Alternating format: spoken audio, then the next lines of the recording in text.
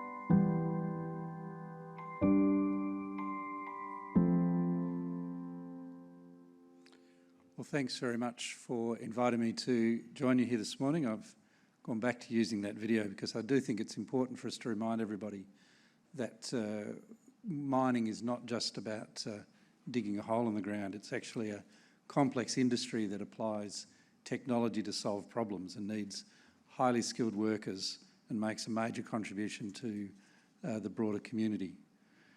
Of course, I want to begin by acknowledging that we meet on the traditional lands of the Whadjuk Noongar people, and I pay my respects to their elders past, present and emerging. And talking of elders, I also pay my respects to Bill Reppard and the contribution that he makes to the life of our city and the work that he does through Pay Dirt in bringing us all together on a regular basis to make sure that we listen to the new developments in our industry. So nickel is recognised by many of Australia's top trading partners as a critical mineral, although it's not currently on the critical minerals list here in Australia. In August this year, the Government of Western Australia provided a public submission to the Commonwealth Government advocating for nickel as well as copper to be included on Australia's critical minerals list. We know that the global decarbonisation journey is making nickel far more important as it becomes a critical element of new batteries that are the element that unlocks renewable energy globally. And we're certainly at the Government of Western Australia providing a very strong support to our global battery and critical mineral supply chain with the primary goal of increasing the value-added activity here in Western Australia. And so the opportunities for nickel from exploration to downstream processing are huge. Our state has the world's largest nickel reserves along with Indonesia and the second largest cobalt deposits in the world. Last year there was $5.7 billion of sales of nickel from Western Australia, making it the fifth most valuable resource in this state. And cobalt added another $528 million, which for cobalt was a record. Importantly for the government, there were 8,000 workers in the nickel industry last year, which shows the high level of employment that's created by investment into this sector. We're all watching as demand for high-grade, high-purity battery nickel used in lithium-ion batteries grows around the world, and we know that it'll continue to grow into the future. Global electric vehicle sales went up by over 50% last year, and by 2030 it's expected that 60% of all global motor vehicles will be battery electric vehicles. So to meet this growing demand, we know that there needs to be about another 60 nickel mines before 2030. Nickel and cobalt exploration in Western Australia were very strong last year with $267 million targeting nickel, which was almost 10% of the total value of expenditure on exploration in Western Australia. And in terms of our markets, China continues to dominate our offtake with 59% going there, followed by Japan and South Korea, as well as the Netherlands at 6% of our supply. and I was very pleased to visit nickel customers in both Korea and Japan in March of this year, and we know that they're very interested in further investment into our sector.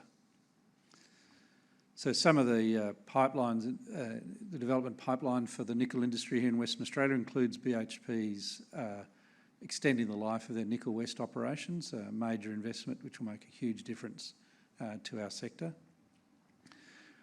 First ore from Odysseus, part of IGO's Cosmos Nickel project, was mined in 2021, and concentrate sales planned for 2024. I'm sure we'll hear more about that.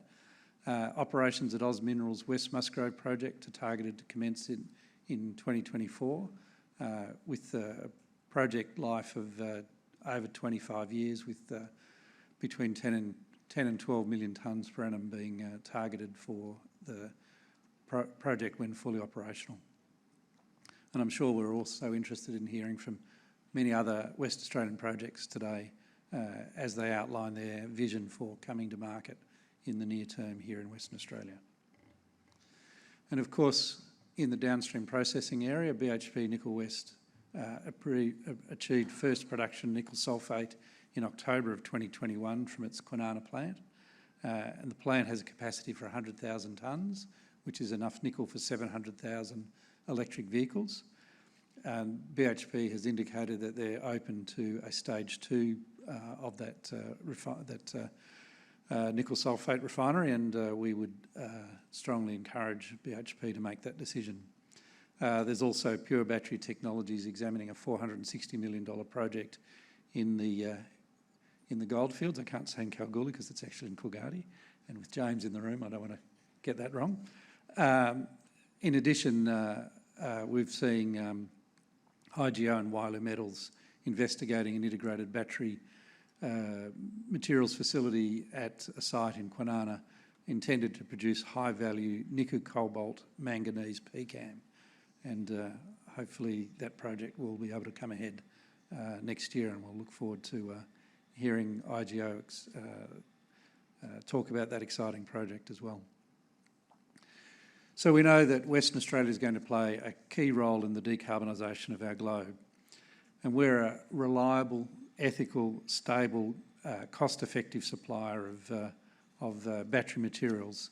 And we can see the investment into improving the carbon footprint of our industry, with BHP moving to address the carbon footprint of its Nickel West operations through upgrades to capture more emissions, renewable energy technologies to power its operations, and developing a fleet of electric vehicles to use on site.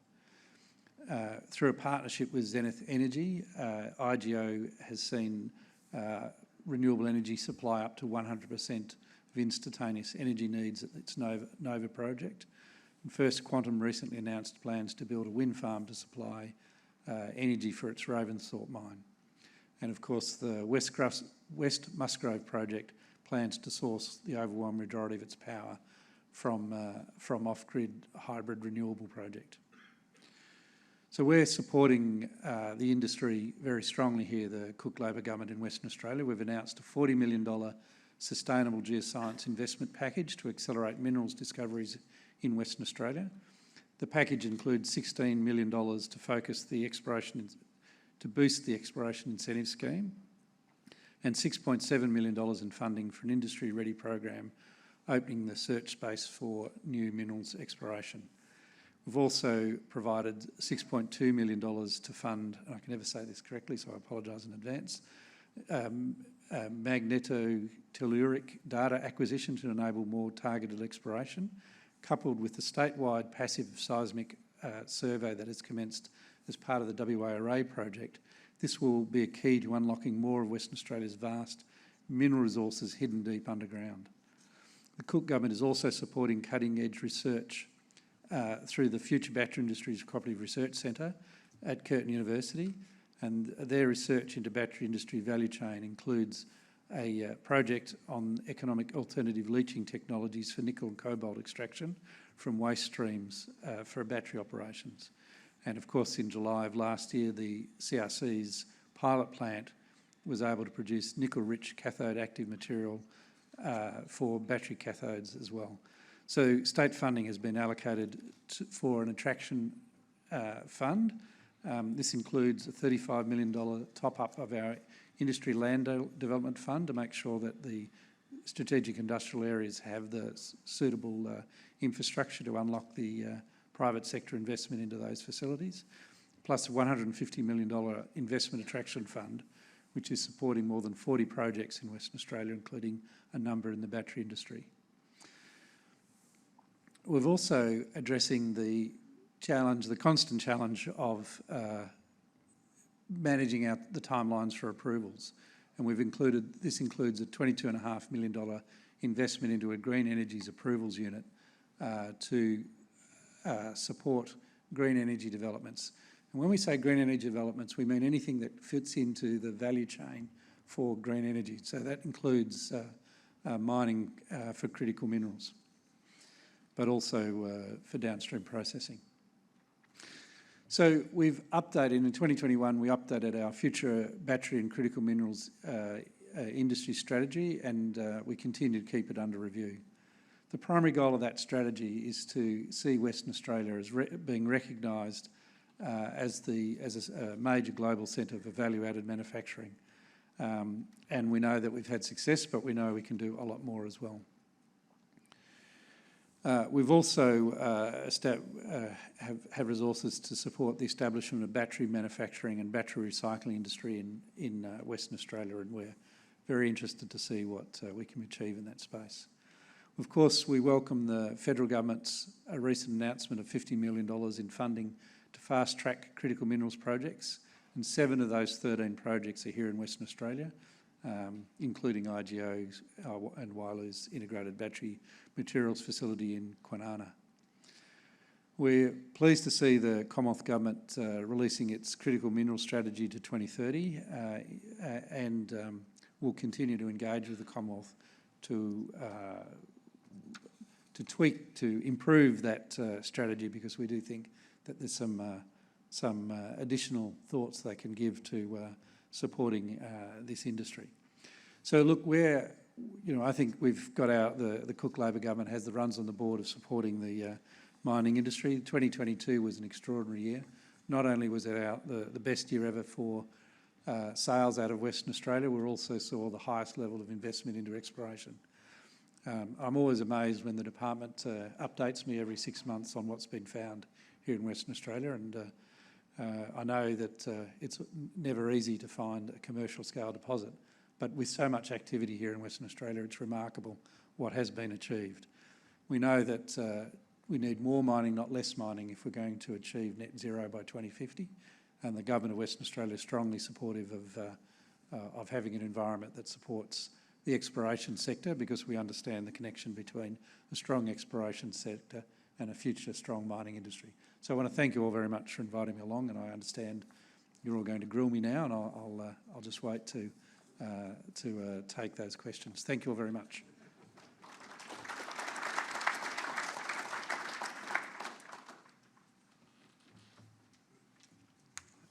Thank you, Minister. The Minister's offered to take some questions. Do we have any questions from the floor? You going to let him off lightly? Question time, not answer time. Well, definitely not.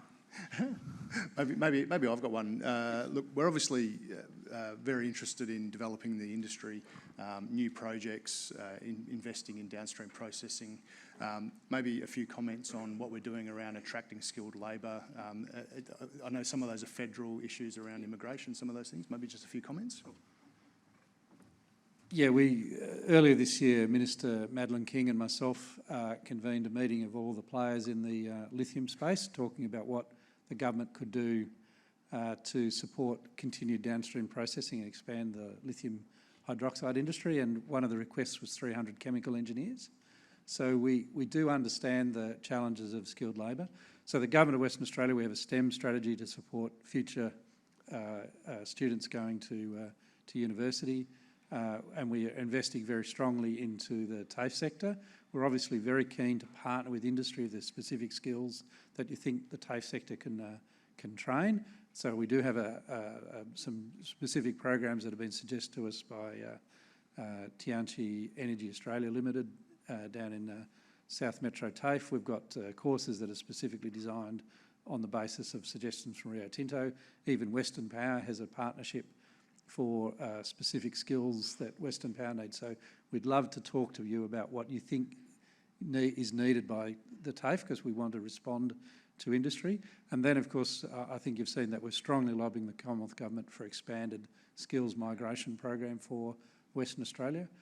And the idea of the state skills strategy is that people can come to Western Australia even if they're not specifically sponsored by an individual employer, so that then the skilled labour is here when it's needed, because we know that one of the big handbrakes at the moment is not having enough people.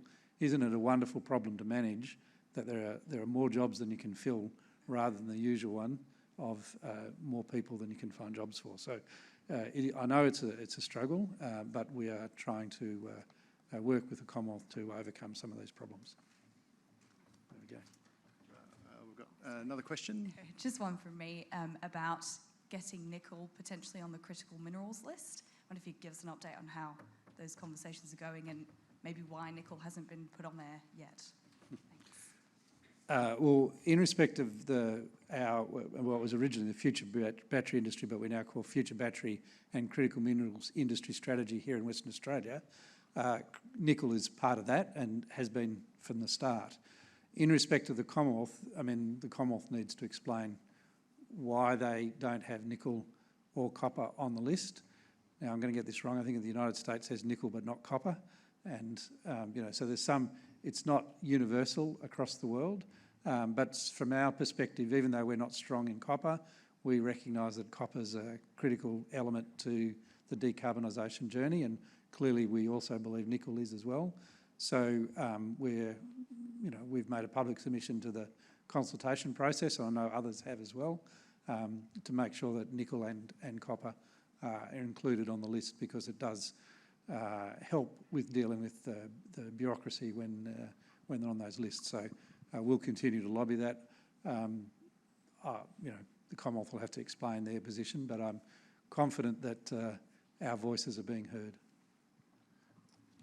Bill, just one more. Following on from that question, you said you continue to consult with the Commonwealth Government of its Critical Minerals 2030 strategy. Is there a single issue that you would like to see more commitment from them? Is there a silver bullet or a nickel bullet, as it may be, to unlock Australia's full critical minerals potential? Well, look, firstly, I think it's good that the Commonwealth Government is systematically addressing the critical minerals space, and I don't want to be seen to be unnecessarily critical. However, I suppose the east coast of Australia doesn't understand how advanced Western Australia already is in the critical mineral space.